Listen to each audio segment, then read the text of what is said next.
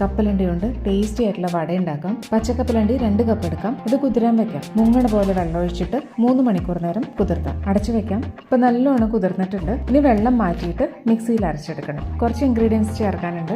ഇഞ്ചി 2 ഇഞ്ച് കഷ്ണം, 6 അല്ലി വെളുത്തുള്ളി, 2 പച്ചമുളക്, പെരിഞ്ജീരകം 1 ഹീപ്പ് ടീസ്പൂൺ ഉണ്ട്. ഇനി അരയ്ക്കാം. ഇപ്പൊ എങ്ങനെ കിട്ടിയിട്ടുണ്ട്. ഇനി ഉള്ളി 20 എണ്ണം നുറുക്കിയത്, 1 തണ്ട് കറിവേപ്പില അരിഞ്ഞത്, അരിപ്പൊടി 4 ടേബിൾ സ്പൂൺ, ഇടിയപ്പത്തിനുള്ള പൊടിയാണ്, 2 ടീസ്പൂൺ കാശ്മീരി ചില്ലി പൗഡറും കൂടി ചേർക്കാം. പാകത്തിന് ഉപ്പും. ഇനി നല്ലോണം യോജിപ്പിക്കണം. തരിതരയായിട്ട് വേണം. ഇങ്ങനെ ഉരുട്ടുമ്പോൾ വേഗം വടയുടെ ഷേപ്പിലാക്കാൻ പറ്റുന്ന പോലെയാണ് ഈ മാവ്. ഇനി ഓരോന്നായിട്ട് പരത്തി വെക്കാം. ഒരു പരിപ്പോടയുടെ അത്ര തന്നെ വലുപ്പം മതി. ഇതിനെല്ലാം പരത്തി വെച്ചാൽ വറക്കാൻ എളുപ്പമാണ്. ചീനച്ചട്ടി ചൂടായി വെളിച്ചെണ്ണ ഒഴിച്ചിട്ട് ചൂടാക്കാം. ഡീപ് ഫ്രൈ ആണ്. എണ്ണ ചൂടായിട്ടുണ്ട്. ഇനി ഓരോ വടയായിട്ട് എണ്ണയിലേക്ക് ഇടും.